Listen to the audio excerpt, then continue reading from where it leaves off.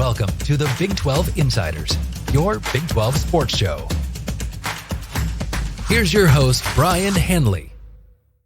Hey, everybody, what's going on? This is your man, Big B, Brien Hanley, and welcome to the Big 12 Insiders.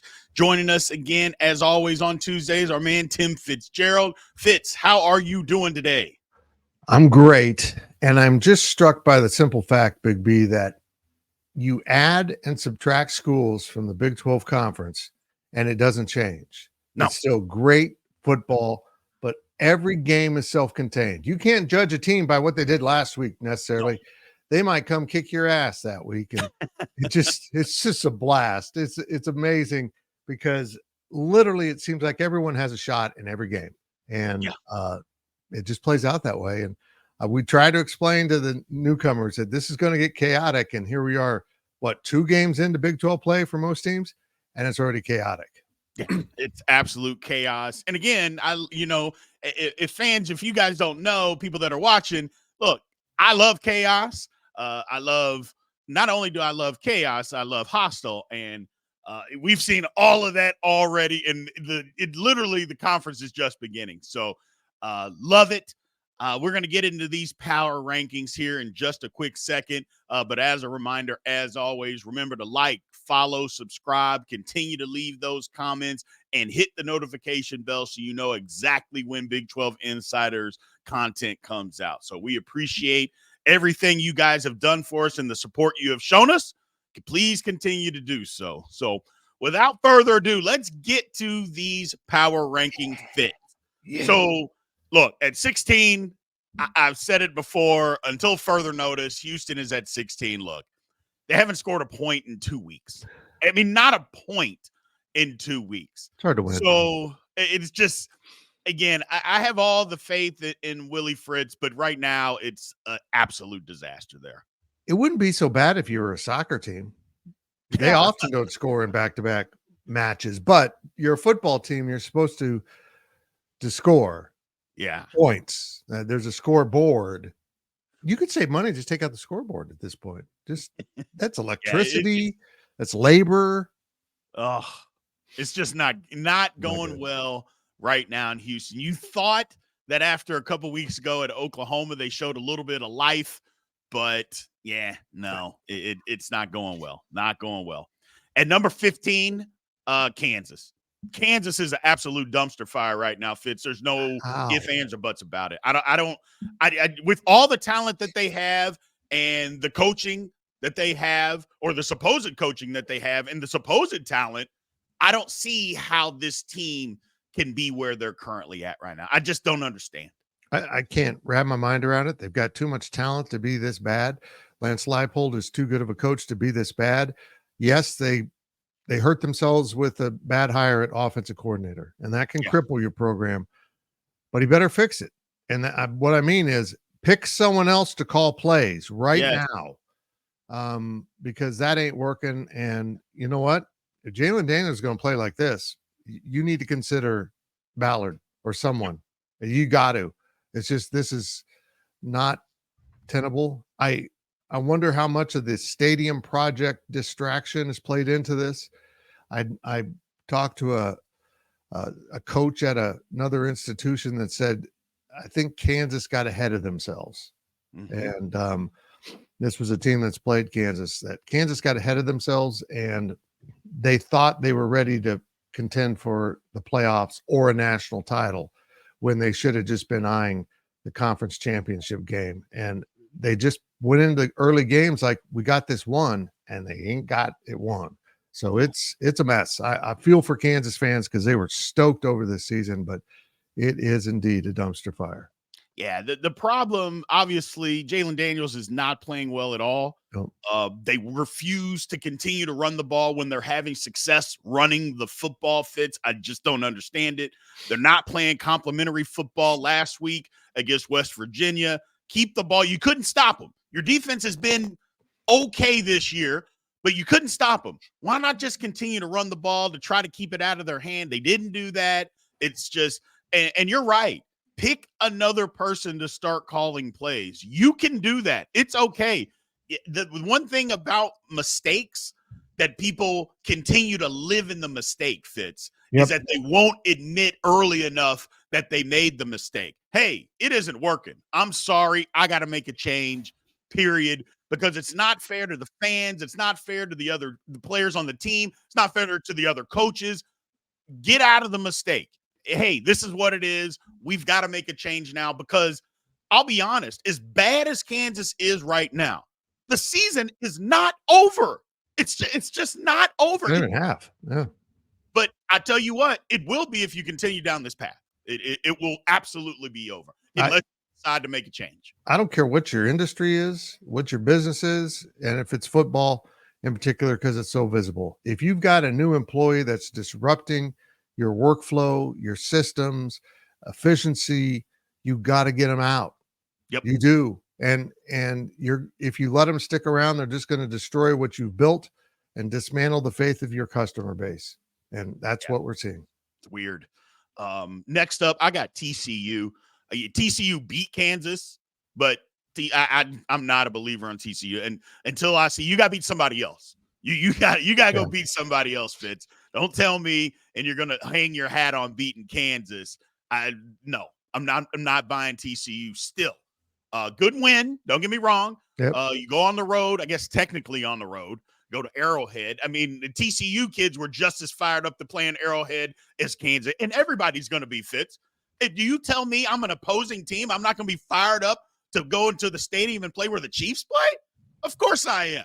So they're just as fired up, but I'm again, I thought TCU would be better. You got to keep proving it to me that you're better. I got them at 14. Yep. Congratulations. You beat the 15th best team.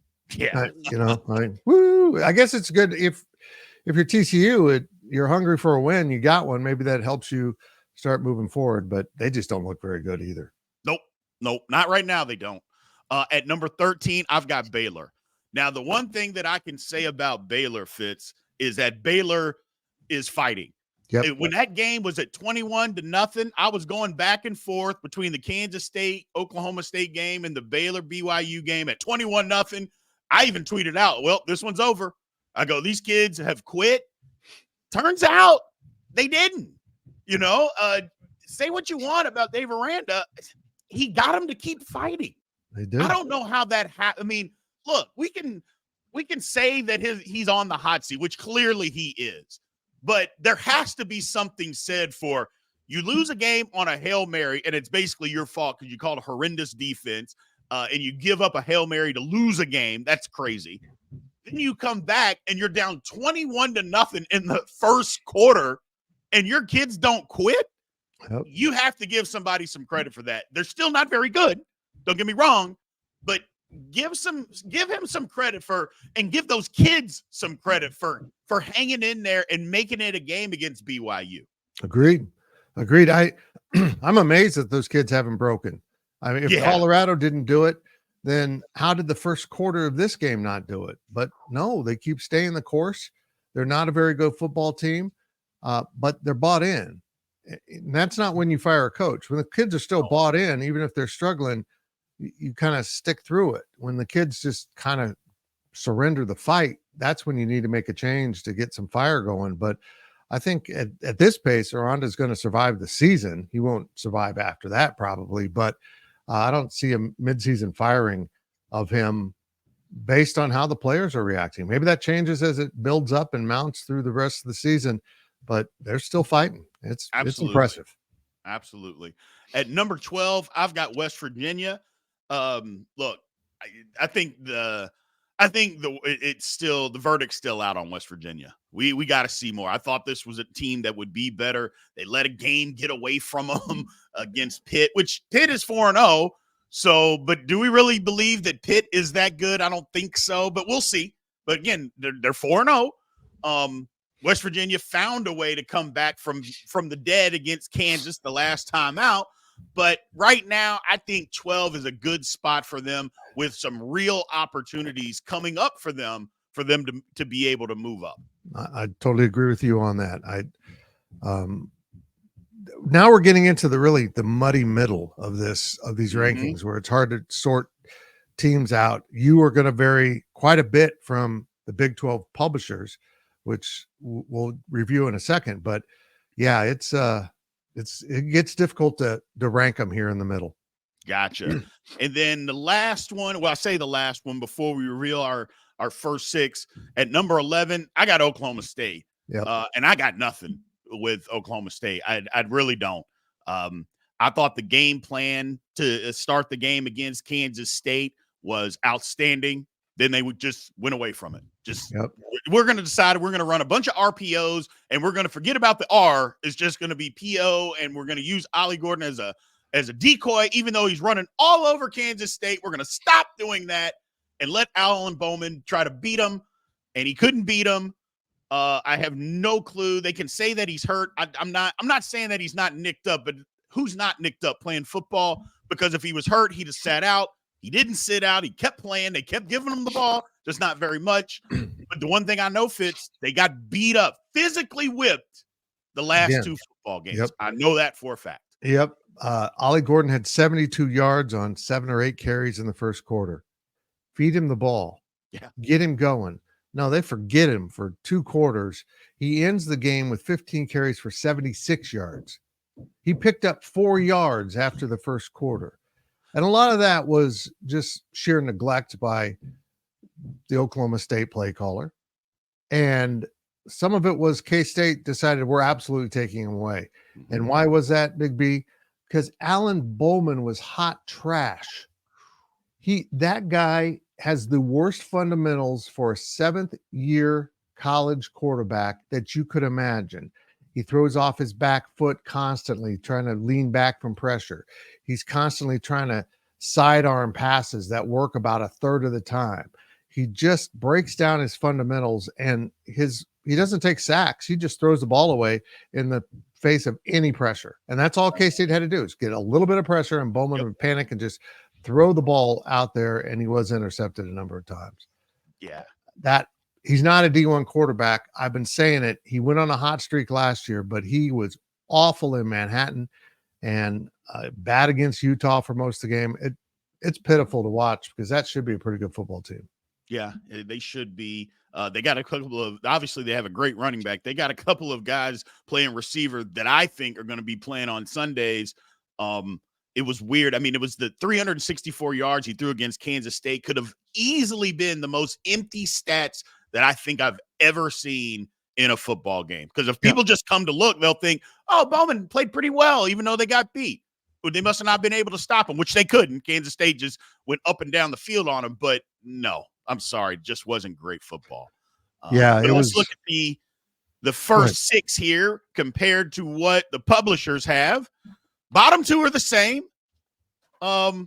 They went Baylor, then they went Cincinnati. See, Cincinnati fans? I know. I don't have you in the bottom 6. You see how that works? Then they have TCU up to 12. I don't like that. And Arizona State at 11. I don't like that either. Come on, publishers. What are we doing here? Come on, Fitz. What's going on? I don't know. I didn't do that. I don't think. But yeah, this is the first one I can't explain some of the publishers' decisions. I just can't. But maybe they know more about these teams. I'm not sure. I don't know. I mean, what has anybody seen out of Oklahoma State that says they're better than this, or TCU for that matter? What has anybody seen? I don't know. I don't know. Maybe I'm being biased. I don't know. I don't know why I'd be biased because it just is what it is. But let's move on. At number 10, look at that, Cincinnati fans. Big B has you in the top 10 at the conference. Ooh. At number 10. And I think you earned it because here's what I said. I wasn't a believer, still not a believer in your coach. I have no problem saying that. But you know what? The team's fighting. And I think I learned more about Cincinnati in that loss on Saturday than any other game that you've played this season. I truly believe that.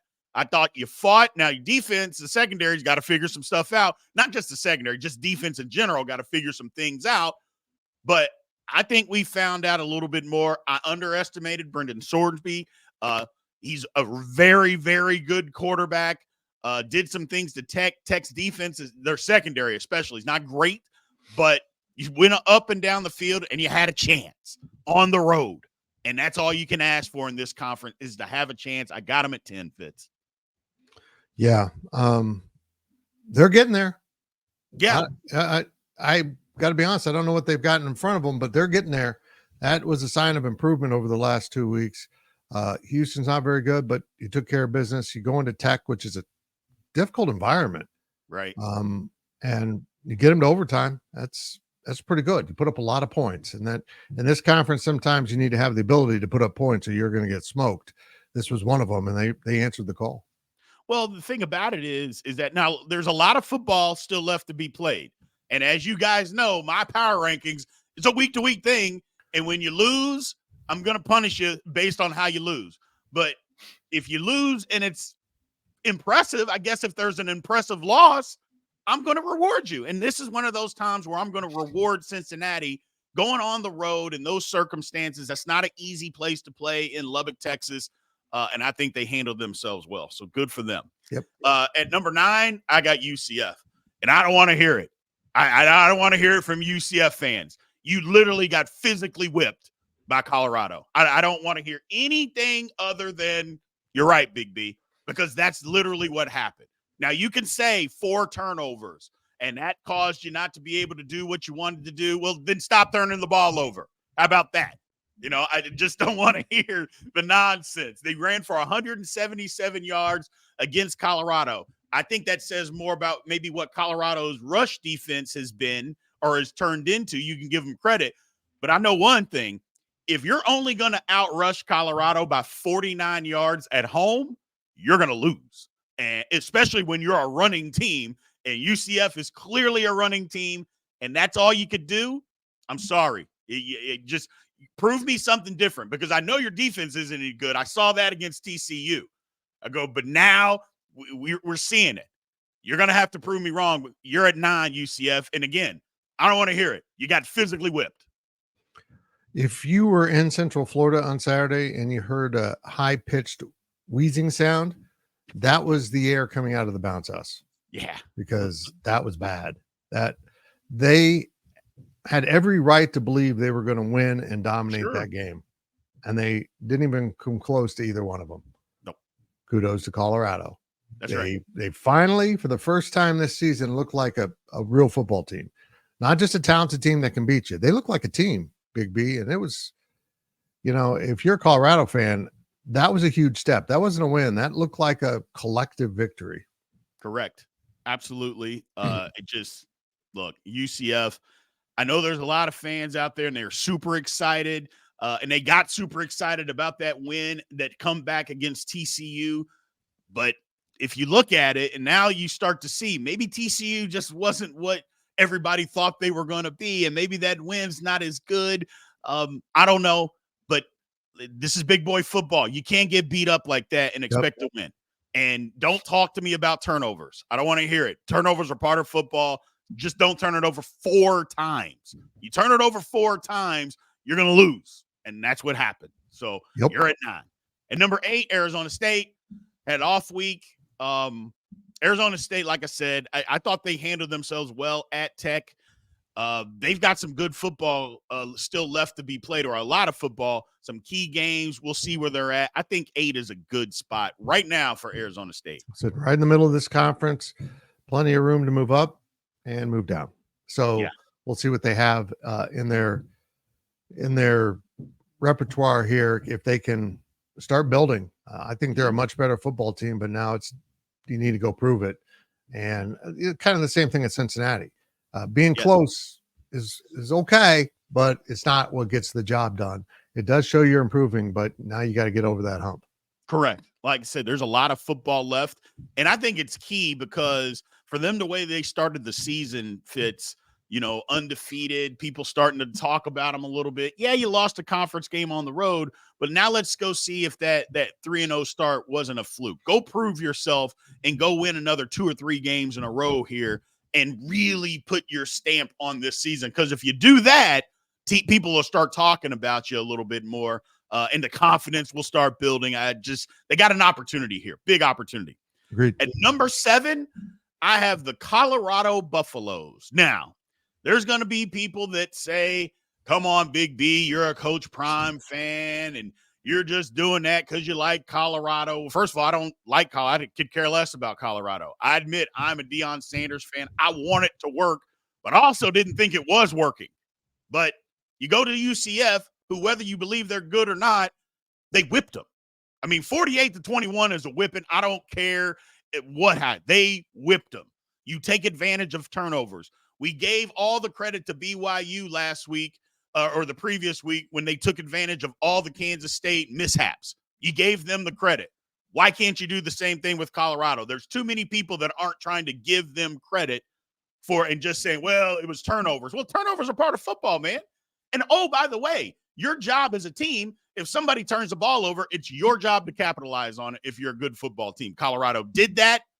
Give them credit. Again, they also, 177 yards rushing, they held UCF. When you know UCF just wants to run the football over and over and over.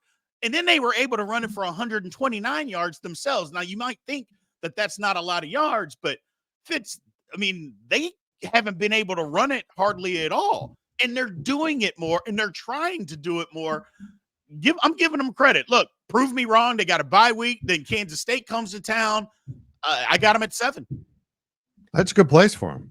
I mean, they showed they could float towards the top of this conference when they have a balanced offensive attack. Look, yeah, Shadur Sanders is amazing. Travis Hunter probably should win the Heisman. They got dudes. They got dudes. Yeah. Now, if they get more of the core fundamentals of football, stopping the run and running the ball, they're going to be a problem. And it looks like they're moving in that direction to have a little more substance to go with their flash. Right. And we'll see. Like I said, they've got a lot. Everybody's got a ton of football left, but they got some opponents that they have coming up that may try to get after them physically. We'll see. The first test against UCF, they passed with flying colors. At number 6, I've got Texas Tech. Tech started out super slow. Lord have mercy. Even the game against Abilene Christian, I mean, they were a 2-point conversion away from losing that game. And then they go get whipped at Washington State. But maybe they found some footing.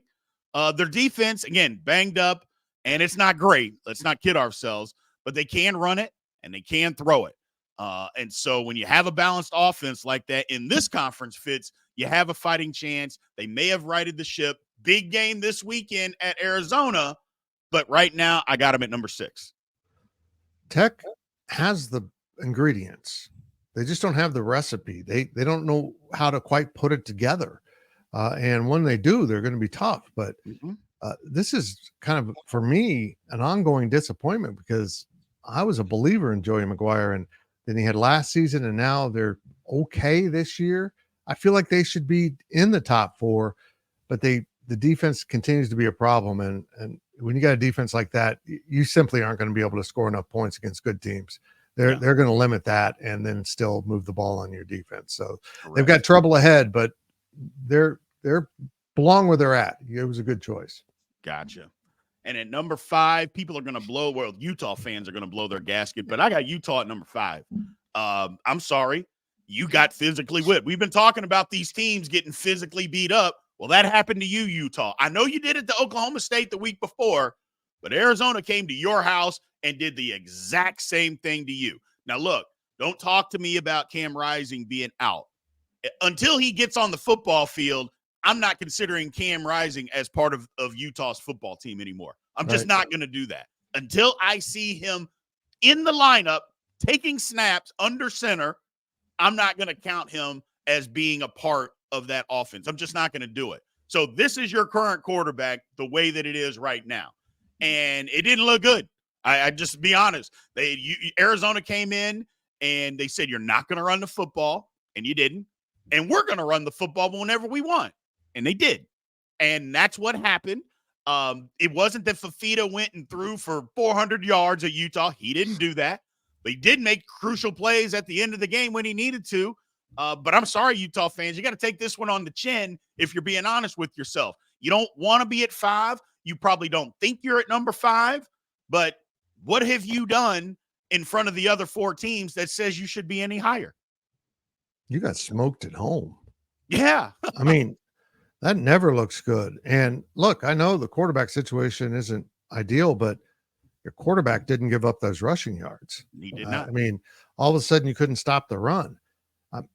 I think there was a little false confidence coming out of that win in Oklahoma State. Maybe Oklahoma State just isn't very good. They're not. And you went down there and won, great, but 3 points, you didn't blow them out. And again, you showed that you've got some issues. In Arizona, boy, you talk about taking advantage of an off week. They came off that Kansas State loss and just shook it off and went to work on Utah. I had a weird feeling about this game on Saturday as the day progressed, but I didn't imagine Arizona winning easily. It wasn't in my thought process. I thought they could win. That's a pretty good Arizona team. And again, yeah, they're Pac-12 teams. You want to call them that, but they're not. They're Big 12 teams. Correct. And they're already playing to character. And what it is, it's not just some kind of magic formula. It's that every week is a stressor. Every week in this conference is a stressor. You might have a home game against a good team or a road game, and you face a huge crowd that's in your eardrums. It just is a cooker, and you got to survive it. And you're only 2 games in, and you're seeing teams crack already. It only gets worse, folks. That's what makes Big 12 football so enjoyable. Absolutely. Yeah, I'm sorry. Like I said, I think Utah's still a good football team. But when you get smoked at home like that and you get physically beat up like that, you got to pay the price in Big B's power rankings. So let's reveal what we have so far compared to the publishers. West Virginia at 10, UCF same. Oklahoma State at 8 is blasphemy. I have no idea what the publishers are thinking on this one, Fitz. Come on. What are we talking about here? Then Texas Tech at 7. Okay. Pretty close. And Colorado at 6 and Utah at 5. Now they agreed there, but Oklahoma State at 8, I think is highway robbery in my opinion. And just in my opinion. I would agree. I do not disagree with you at all on that. That's the one thing. If you look through these rankings, they're kind of similar, except for that Oklahoma State thing. It shuffles everything in the middle. Right. Well, and as you'll find out, the top of the conference is a little bit more sorted out than the middle, as we try to figure out who's going to kind of be in a position to climb up into that top as we get closer to the end of the season, or at least the middle of Big 12 play. It'll get a little bit clearer, but the chaos will continue. It will absolutely continue. Big B, let me drop this in right now. You're doing other programming, honestly, that's not getting the same views as this one or your Monday show. So on Wednesday, you do a spotlight. You pick a game, right? Yes. What's your game this week? The game this week is Arizona hosting Texas Tech. We got Jared Johnson and Jason Shear, who are coming on. So it will drop on Wednesday. So we basically just spotlight that game, talk about what happened the previous week, and talking about what this game is. It's a good way to get in contact with more publishers around the league. But yeah, that's what we're doing on Wednesdays. So make sure you guys tune into that, man. It's good programming, talking about what's going on within our conference and just spotlighting a game of the week, what I think is the biggest game of the week. And if you guys think there's other games that should be out there, feel free to shoot me an email. That email, again, it's big12insiders@gmail.com. Just let me know if you guys think there's another game that week that we should be talking about. All I do is look at the schedule and I pick one. Yeah, I mean, if you've been right so far on the games this year, Fitz, but if you guys disagree, let me know, and I'll be more than happy to take your all's advice on a game. If there's a second game that's really good that weekend, heck, we might do a second spotlight that week. Exactly. So far, it's been pretty clear who the game is now that we're into head-to-head competition. Now, Thursday, you've kind of revised your game day, your Big 12 game day, and it's kind of meaner and leaner now. What are you doing there? Basically, it's Big 12 game day, and we've got Alex Busey and Cody Nagel, who's the 24/7 national desk writer. So we basically just talk about the Big 12 conference, talk about any stories that are going on, teams that are going on, and then we've got an upset of the week. We've got a lock of the week. What game is a lock based on the spread? And then the game of the week, we pick that one too. So, and again, this week it'll be Texas Tech at Arizona. So we basically cut it down there. Initially we had 6 of us on there, and it got too long, and there was a bunch of us, and it just didn't feel right. So we cut it down to 3 people, and that's basically what we're doing. So again, make sure you guys are tuning into that, and any story ideas that you guys have, again, Big 12 insiders at gmail.com. Shoot that email over, and I will be more than happy to take a look at it. And as long as it makes sense, that's something that we can talk about on that show as well. Yeah, I like the new format, and you've gone more topical instead of just talking about the games. Yep. Kind of the main headlines around the conference in that week, and it's really good programming. And Friday, you've ditched what we started off with. I was a little leery about doing a full sports betting show because on our other channel, it just has never worked and connected. Right. I don't know if it's a Midwest Big 12 thing or if you just need to be in that diehard lane where the sports bettors will listen to anything. So we kind of scrapped that. We stick with the odds a little bit, but now you're doing something different on Fridays. Yeah, it's called Eyes and Odds. Basically, it's the games that I'm going to be watching in order. Wow. Yep. Look, I am not a professional gambler. I don't even really gamble for the most part, but it's good to have those odds and stuff out there. So I just like to talk about the game. Number one, the games that I'm going to be watching and why, what the point spread is, and if I were to gamble on a game, what I would take. Because again, I am not a professional. I don't pretend to be. I don't even want to be. That's not my jam at all. I like watching football. I don't like betting my hard-earned money on it. First of all, because I'm not any good at it. So that would be the first thing. But that's just kind of what it is. And then also a food of the week. I've thrown that in there, and people are leaning into that a little bit. I love that, man. Yeah, the little food of the week as far as what I should make to watch the games all day. Because, again, we're basically going from 11 a.m. to 9:30 kickoff for the last game of every week. So what we should be doing or what I should make, and people have had some good ideas on as far as what we should or what I should eat. My wife's not too thrilled about it because I usually make her make it all. So there's something there. But, yeah, we've had some fun with that. So make sure you guys tune in. Same as I said before, you guys got some ideas, some food ideas or anything, let me know. Again, shoot me an email, big12insiders at gmail.com. Let me wrap myself out. A number of years ago, it was the Chiefs' first modern Super Bowl. On our podcast, we did a Super Bowl food draft. Oh, which was a great idea. But they didn't tell me we were doing it. I like to do my podcast. Don't tell me the questions, the topics. I want to talk off the top of my head. I needed to prep for that. In the third round, I panicked and chose lasagna. Oh, I have no idea why I chose lasagna as a Super Bowl food, but we did indeed have lasagna and the Chiefs won. So, hey, maybe there's something to it. I don't know. I got you. Yeah, no lasagnas has come up so far. A lot of smoked brisket. A lot of smoked brisket, pizza and wings. So we'll see what we got this week, man. So, but that's kind of the new programming that we're doing. We're having a lot of fun with it. So I appreciate the support. You guys make sure you check it out. That's why it's important to hit the notification bell so you know exactly when the content is coming out. So, all right. So we're getting here to the final four as far as Big B's power rankings. At number 4, I have Arizona. I think what Arizona did last week was phenomenal.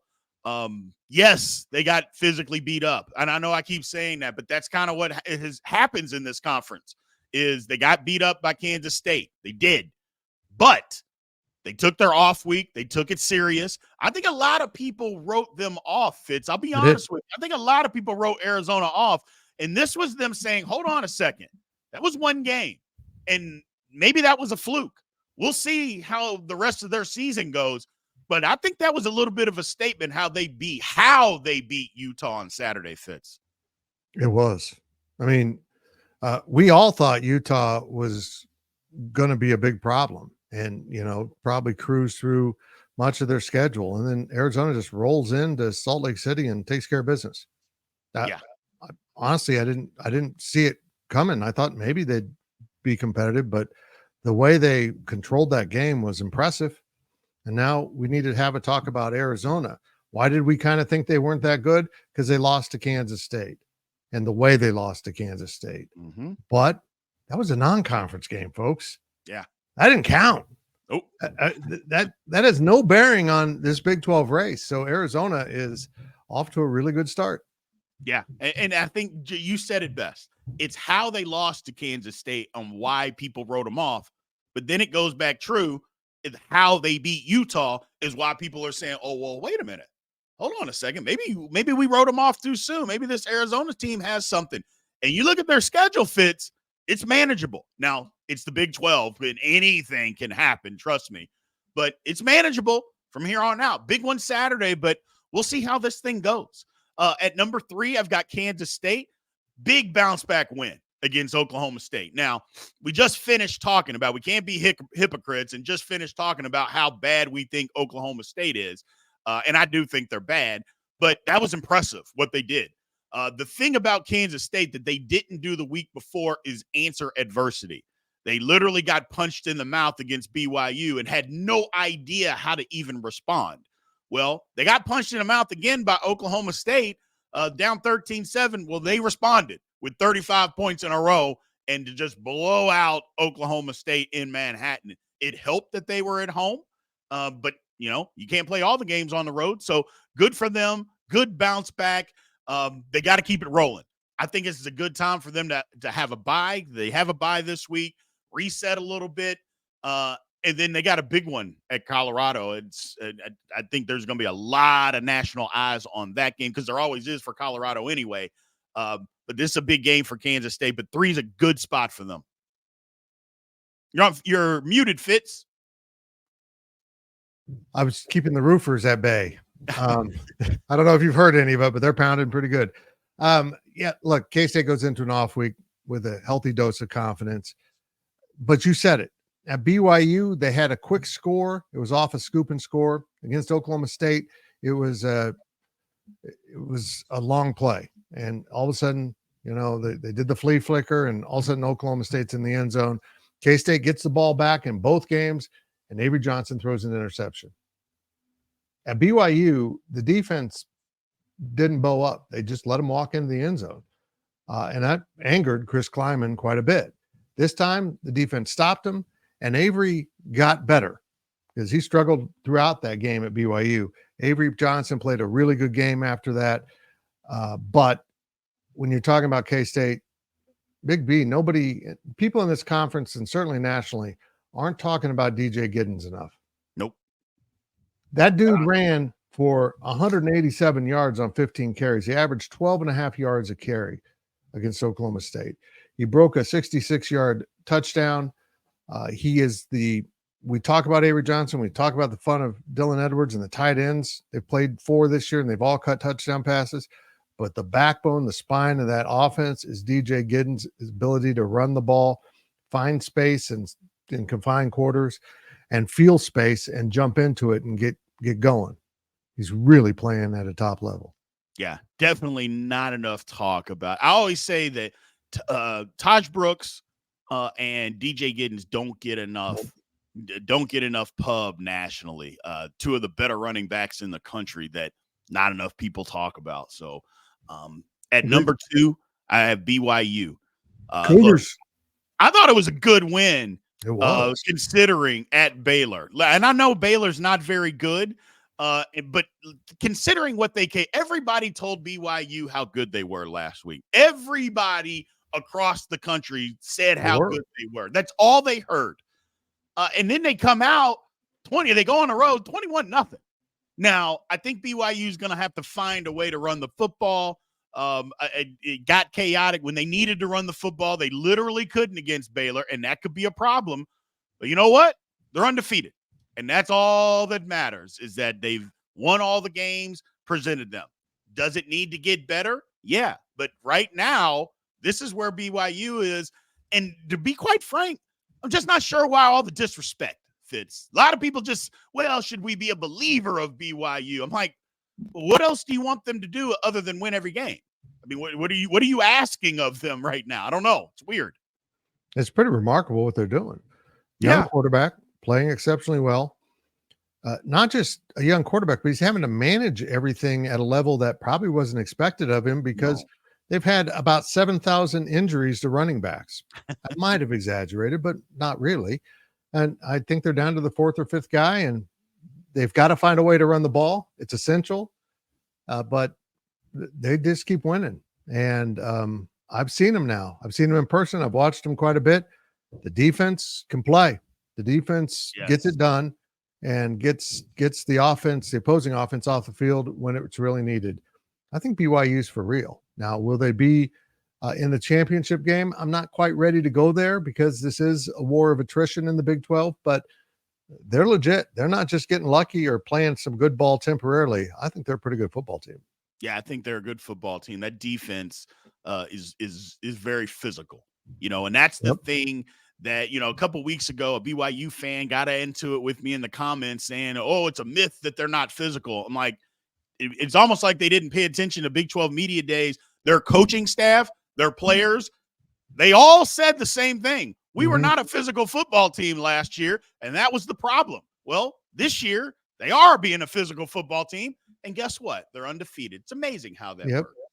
And defensively, they made few, if any, changes. Yes. Basically the same players from last year. That just proves how good a coaching they're receiving. And Kalani Sitake is one of the most beloved coaches in the industry. And we are all looking at him like, oh, gosh, is BYU going to have to fire him? Because, that when good people lose, it's kind of like, oh, that sucks. But he's fighting back. He's proven why he's the head coach at BYU. The dude can coach. This team's remarkably better with a young quarterback and a defense that just evolved from bad to pretty good. Absolutely. And they had some injuries last year. Let's not discount that. They did, but everybody has injuries. That shouldn't keep you from being a physical football team because you have injuries. So it's just a different brand of football. It just looks different. Good for BYU. And at number 1, I've got Iowa State. Look, the game was technically over against Houston after they scored kicked a field goal in the first quarter. It was 3-0, and the game was over. Houston not going to be able to score any points. I watched some of that game.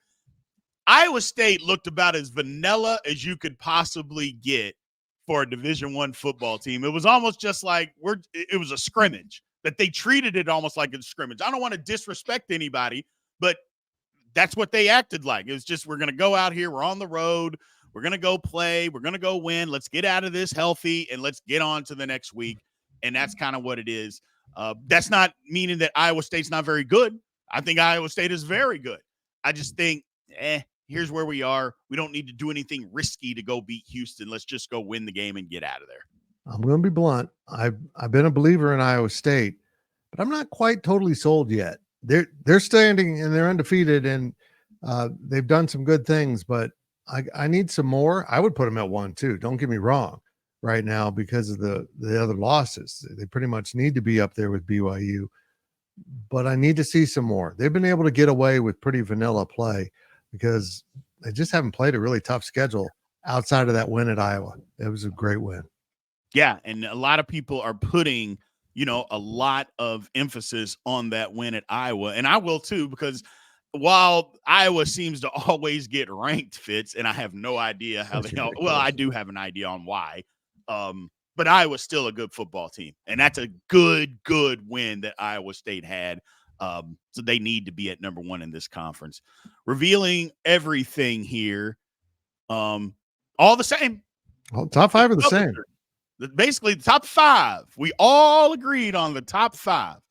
And to be honest, I don't think that there's anything that you could not agree here. I just, based on the way that the season has gone, I think this is what it needed to look like. So, but that Oklahoma State one at 8, I can't buy it. I just cannot buy it. What has Oklahoma State shown that says that they should be the 8th team at this conference? I don't think anything. So, but that's just me. That's just me. I agree with you. So, oh well. It is what Big 12 football. I love Big 12. I'm so happy I have an off week from covering my beat, and I get to watch some Big 12 football. Absolutely. I appreciate it. Well, thank everybody again, man, for tuning in. I appreciate it. Remember to like, follow, subscribe, all that good stuff. We appreciate you guys. We're having a ball. I'm having a ball doing this. Can't thank Fitz enough for giving me the opportunity and starting this channel. It has been fun. It's been very interactive with learning a lot of stuff about teams that I wasn't that familiar with in the conference. That part has been fun for me as well. So let's keep this thing going. We got a lot more football to go. So again, if you don't like the power rankings this week, come back next week. I promise you they will be different. Talk to you guys soon. Thank you for watching the Big 12 Insiders, your Big 12 sports show. This has been a Spirit Street production.